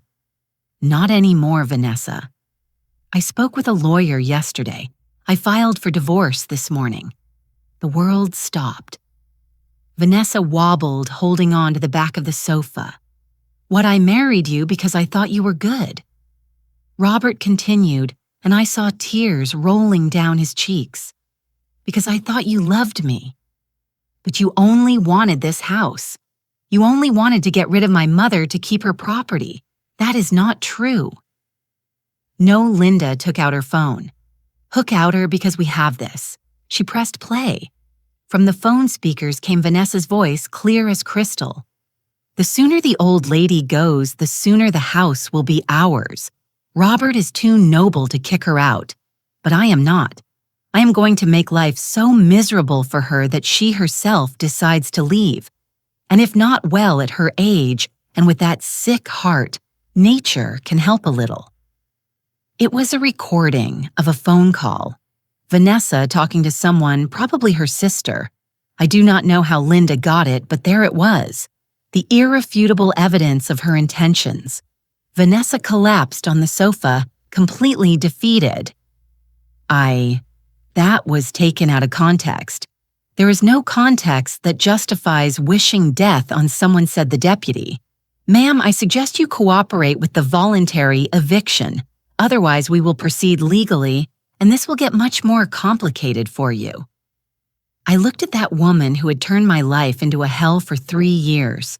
That woman who had slept in my bed, eaten at my table, breathed my air, all while planning my disappearance. And I felt nothing. No fury, no sadness, just relief that it was finally over. "How you have 24 hours, I said calmly. "You can take your clothes and personal items. Everything else stays as payment for what you stole from me. And if ever you approach me or my house again, I will make sure the criminal lawsuit for attempted homicide goes forward." Understood. Vanessa looked at me with eyes full of hate. "You are going to regret this. You are going to die alone in this miserable house. No one is going to love you. No one is going to visit you. I prefer to die alone and in peace," I replied, "than to live accompanied by someone who wants to kill me." The deputy escorted Vanessa out of the living room to pack her things. Robert approached me with a decomposed face. "Mama, you also have to leave," I said softly but firmly. "Not today, not tomorrow, but soon. You need your own space and I need to recover mine. Are you kicking me out? I am freeing you, both of us." I took his hand. "I love you, Robert, but I cannot live with you after everything that happened. We need time. We need to rebuild our relationship from zero without either living under the other's roof." My son cried in my arms like the child he once was. And I cried too, not out of sadness, but liberation, because finally, after 3 years of being invisible in my own house, I had recovered my voice. And this time, no one would take it from me again. Vanessa left my house 24 hours later, with 3 suitcases full of clothes and an expression of hate that could have burned everything in its path. I watched her from my living room window, my living room. While she put her things in a taxi, she did not take the expensive furniture she had bought, nor the abstract paintings, nor the Italian espresso machine. All that stayed as part of the payment of the $47,000 she owed me. Robert helped her load the suitcases. I saw how she tried to hug him, how he pulled away stiffly. I heard, because I left the window open on purpose, when she begged him one last time. "Robert, please. All this is a misunderstanding. We can start over somewhere else. Far from your mother. Just the 2 of us." "There is no 2 of us, Vanessa," my son replied with a voice that sounded 10 years older. "There never really was, right? You just wanted the house. I love you. No, you love what I could give you. There is a difference." He closed the taxi door. "The lawyer will contact you for the divorce papers." When the taxi drove away, I felt a weight of 3 years lift from my shoulders. Linda, who had been by my side throughout the process, put an arm around my shoulders. "How do you feel?" she asked. "Free," I replied. And it was true. But Vanessa's story did not end with that taxi driving away down the street. Oh no, justice has curious ways of completing its cycles. And Vanessa was about to discover that when you build your life on lies and manipulation, the entire building can collapse in a matter of days. It was Lucy, my neighbor, who told me the first thing. 3 days after the eviction, she came to visit me with sweet bread and coffee like in the old times, before Vanessa forbade me from having visitors. Sarah. You are not going to believe what I found out," she said with eyes shining with fresh gossip. "Remember Vanessa's sister, Daisy? The one who always came in that brand new car?" I nodded. Daisy had visited the house several times, always dressed in expensive clothes, always bragging about her perfect life. Well, it turns out Vanessa owed her money. Lots of money. Daisy lent her $5,000 a year ago for Vanessa to invest in a business.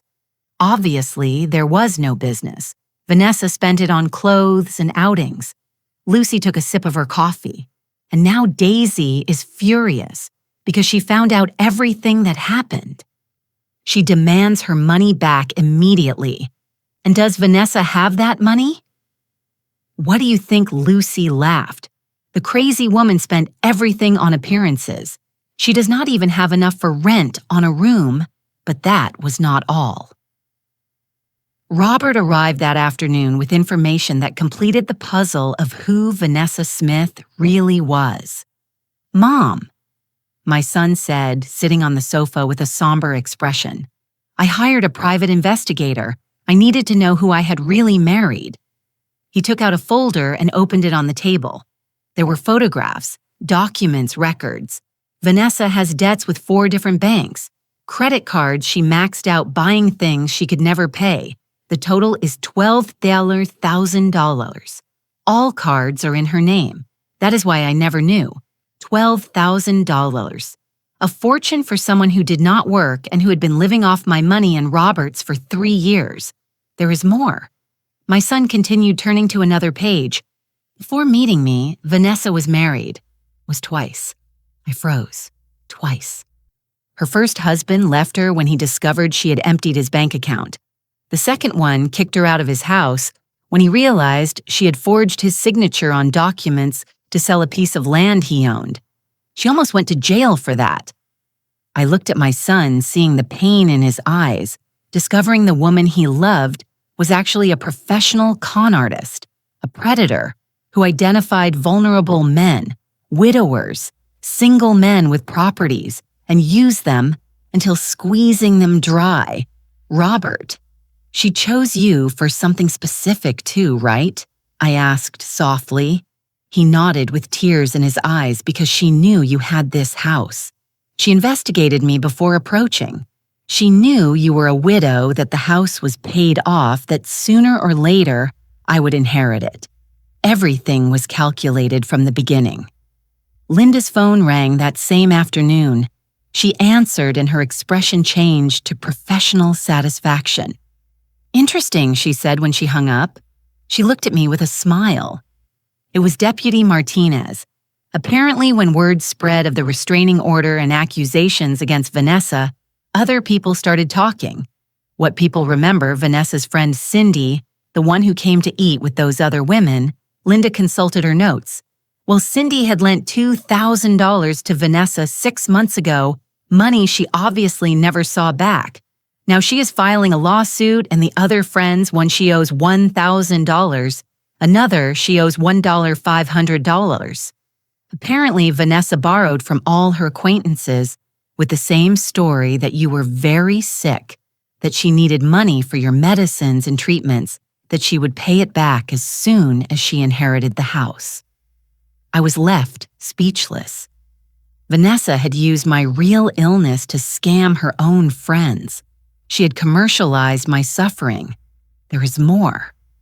Linda continued, almost enjoying delivering every piece of information.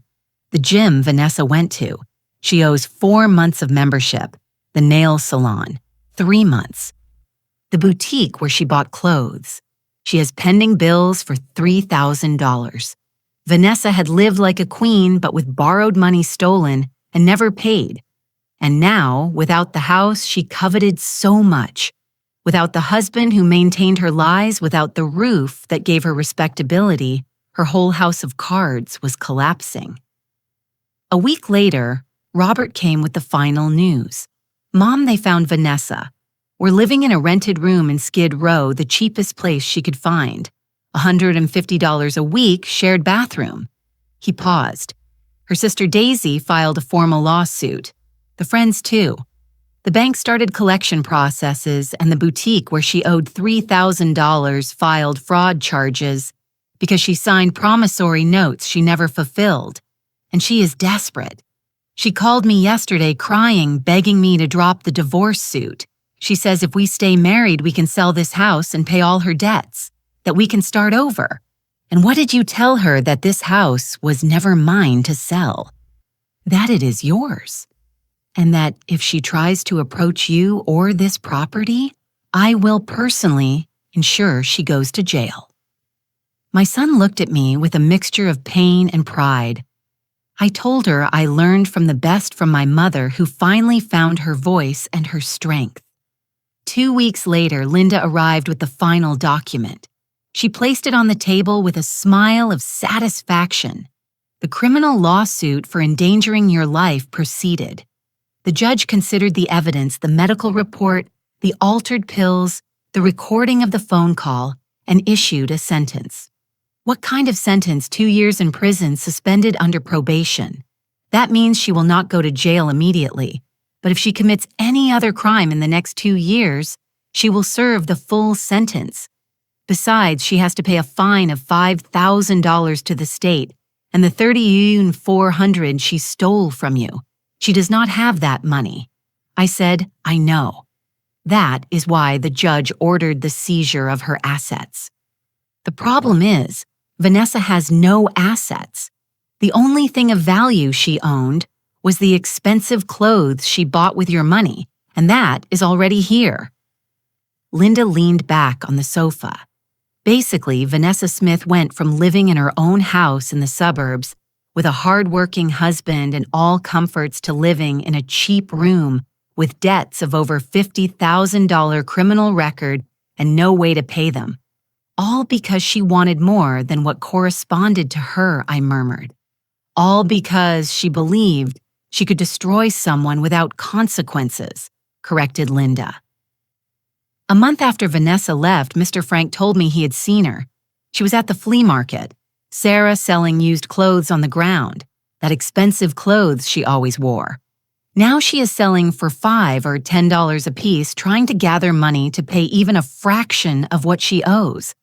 The image impacted me. Vanessa with her expensive heels and blonde dyed hair already showing dark roots, sitting on the market floor on a mat selling the same dresses she had bought with my stolen money. The same dresses she strutted in while calling me useless old woman. Do you know what is most ironic? Continued Mr. Frank. People at the market already know who she is. Word already spread of what she did to you. No one buys from her. They just pass by, look at her, and keep going. That was true poetic justice. It was not just that Vanessa had lost the house, the husband, the comfortable life. It was that she had lost something more valuable in a community like ours, her reputation in our neighborhood, where everyone knows everyone, where stories pass from neighbor to neighbor. Vanessa Smith had become synonymous with betrayal and cruelty. The ladies who formerly admired her now crossed the street not to greet her. The friends who formerly lunched with her now sued her. The merchants who formerly sold to her on credit now demanded payment in advance. Robert kept his word. He moved 2 months later to a small but own apartment across town. He came to visit me every Sunday, brought sweet bread, helped me with minor repairs in the house. Our relationship was rebuilding slowly, honestly. Do you know what I learned from all this, Mom? He told me one Sunday while we drank coffee in the living room that true love is not imposed. It is respected. Vanessa isolated me from you, made me believe loving you meant choosing only her. But that was not love. It was control. And now you understand the difference, I said, squeezing his hand. And now I understand I almost lost my mother for a woman who never really loved me, who only saw in me a means to an end. The last I heard of Vanessa was 6 months after the eviction. Linda called me with the news. Vanessa left the country. Apparently, she took what little she had left and went to Mexico. She left all her debts unpaid, all lawsuits unresolved. There is an arrest warrant if she returns. Is she gone forever? She will probably look for another vulnerable man in another place. People like her do not change Sarah. They just change victims. I hung up the phone and looked around my living room. My mahogany rocking chair, rescued from the backyard and restored by a neighborhood carpenter, was back in its place by the window. My lace curtains that I had stored in a box hung again in the windows. Henry's photographs and mine were back on the wall. My house had returned to being my house.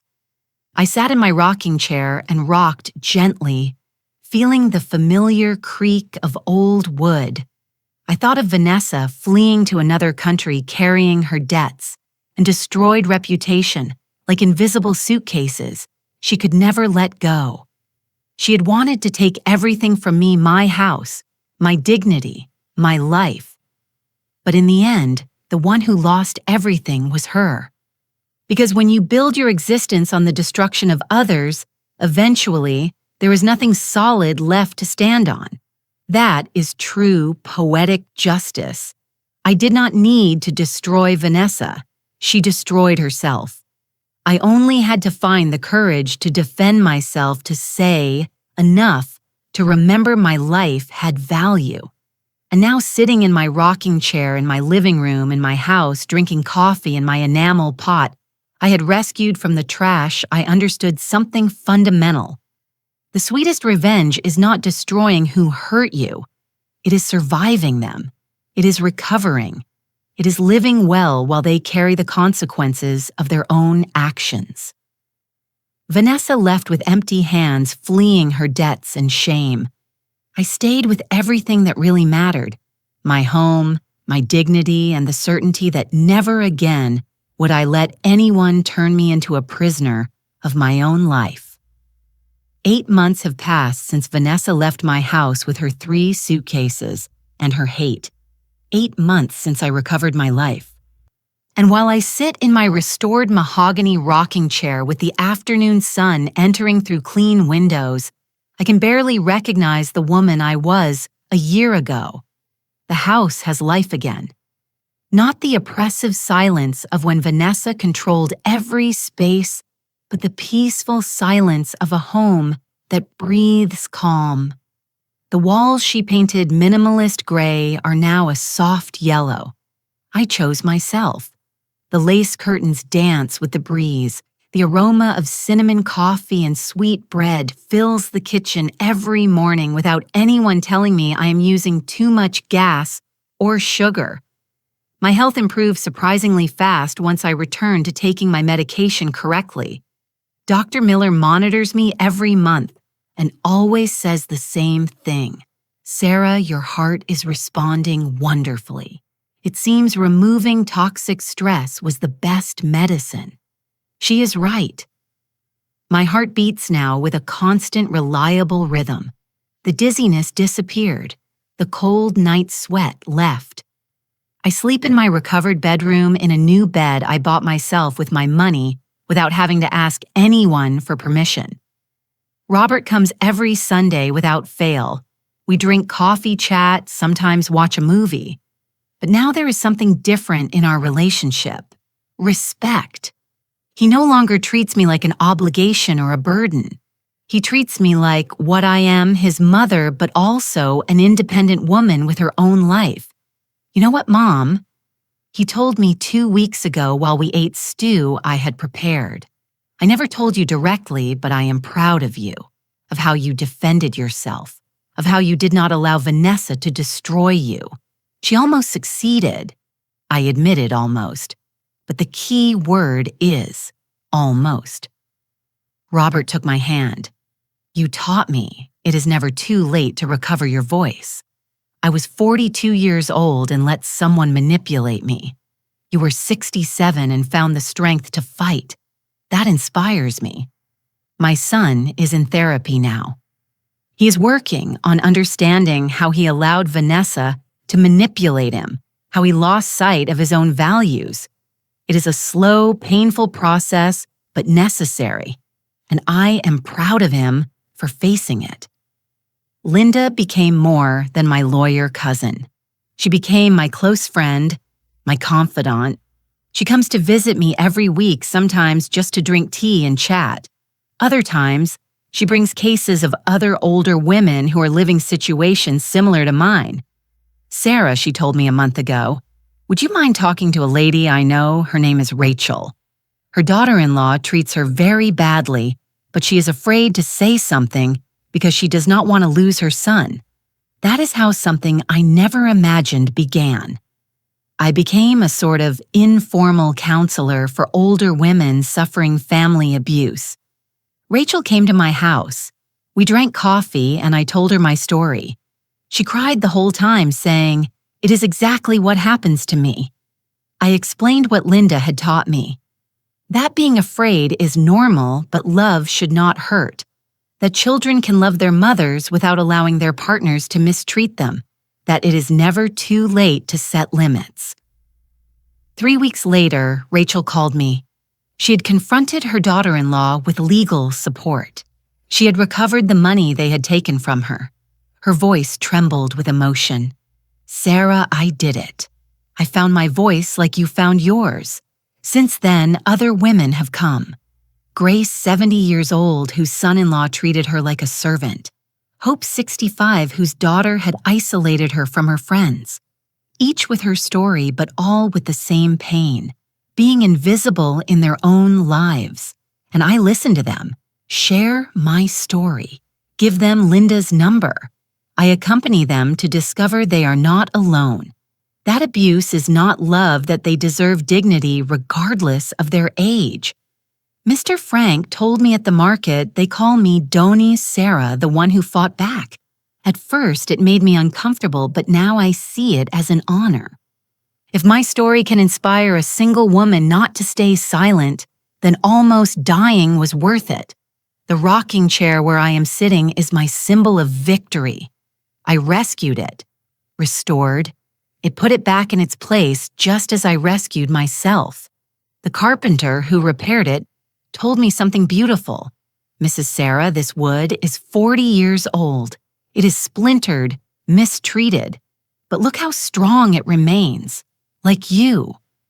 On the wall next to the window hangs a photograph took 2 weeks ago. It is of me sitting in this rocking chair with a cup of coffee in my hand, smiling. A real smile, not forced. My son framed it with a plaque that says, "Sarah Roberts, Survivor Warrior. I use my full pension now. Every dollar is mine to spend as I decide." I bought new plants for the patio, fixed the roof leaks, bought myself a terracotta-colored dress. Not blue, because that color tires me now, which makes me feel pretty. They are small things, but they are mine. Decided by me, paid by me, enjoyed by me. Lucy, my neighbor, comes almost every afternoon. We drink coffee, chat, laugh. She tells me neighborhood gossip, harmless, funny things, and I tell her about the women I've been helping. Sometimes we invite other neighbors. My living room, which Vanessa had turned into a cold and minimalist museum, is now full of voices, laughter life. Do you know what is the most beautiful thing about all this? Sarah Lucy told me yesterday that you recovered your light. When Vanessa was here, it was as if you had turned off. Now you shine again. Shine. What a beautiful word, because that is how I feel. Luminous, alive, present. My heart health is stable, but I remain careful. I take my pills whole without splitting every morning at the same time. I go to my medical appointments religiously, walk 30 minutes every afternoon in the park, eat well, sleep well, live well. Dr. Miller told me at my last appointment, "Sarah, your tests are perfect. Your heart is working better than a year ago." Do you know why? Because you are no longer carrying the weight of 3 people. You only carry yours. She is right. During 3 years, I carried the weight of keeping the peace, of not causing problems, of being invisible, not to bother. That weight almost killed me.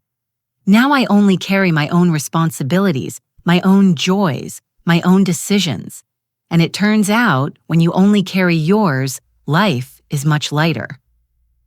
3 weeks ago, I received a letter. It was from Vanessa. Linda forwarded it to me because it had arrived at her office. Vanessa cannot contact me directly because of the restraining order. The letter came from Mexico. Linda asked me if I wanted to read it. I thought about it a lot. Finally, I said yes, not because I owed Vanessa anything, but because I needed to close that chapter completely. The letter was short, written by hand on cheap paper. It said, "Sarah, I am in Mexico working cleaning houses to pay my debts. I live in a room smaller than the service room where I put you. I eat once a day. I have nothing. I write this not to ask for forgiveness. I know I do not deserve it, but to tell you that you were right. I built my life trying to take theirs from others, and now I have nothing left. Hope you are happy in your house. At least one of us made it. V." I read the letter once, then I folded it carefully and put it in an envelope I kept at the bottom of a drawer. I did not feel triumph reading it. I did not feel satisfaction for her suffering. I only felt closure like when you finish a sad book and close it knowing you never have to read it again.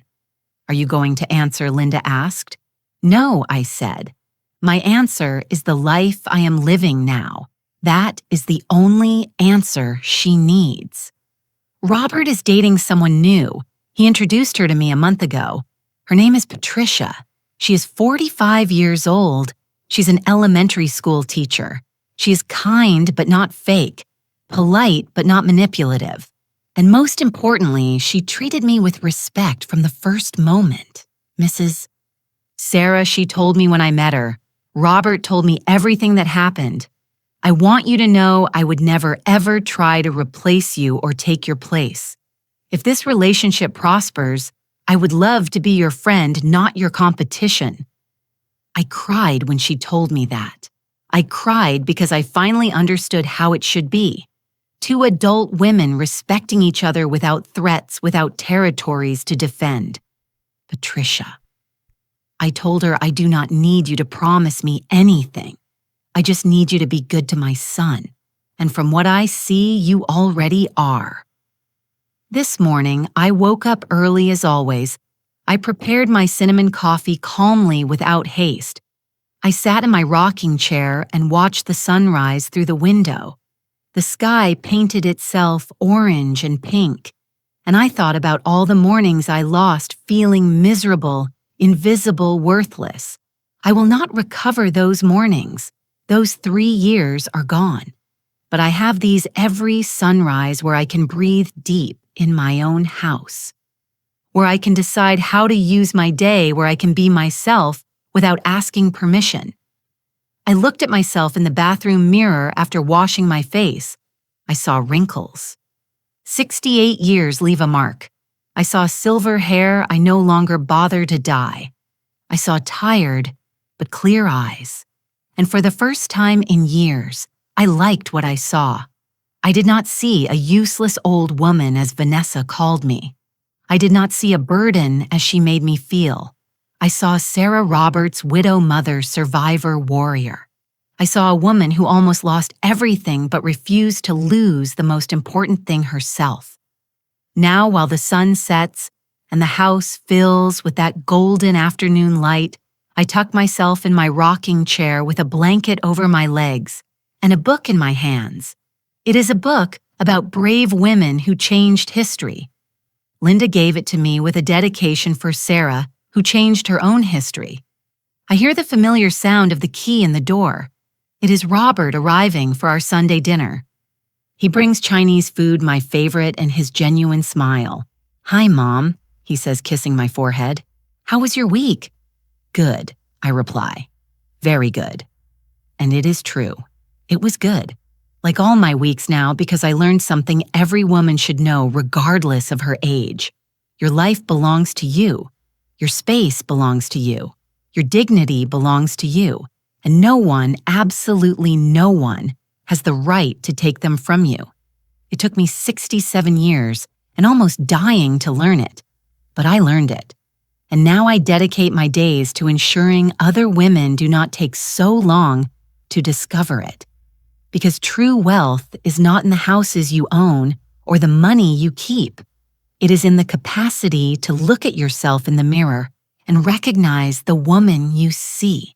It is in being able to breathe deep without fear in your own home. It is in knowing you survived, that you recovered, that you found your voice when everyone expected you to stay silent. That is me now. Sarah Roberts, 68 years old survivor, warrior free. And this time, no one will take that from me. Never again. If this story touched your heart, if it reminded you it is never too late to recover your life and your dignity, leave me your comment. Tell me, where are you listening from? Have you lived something similar or know someone who needs to hear these words?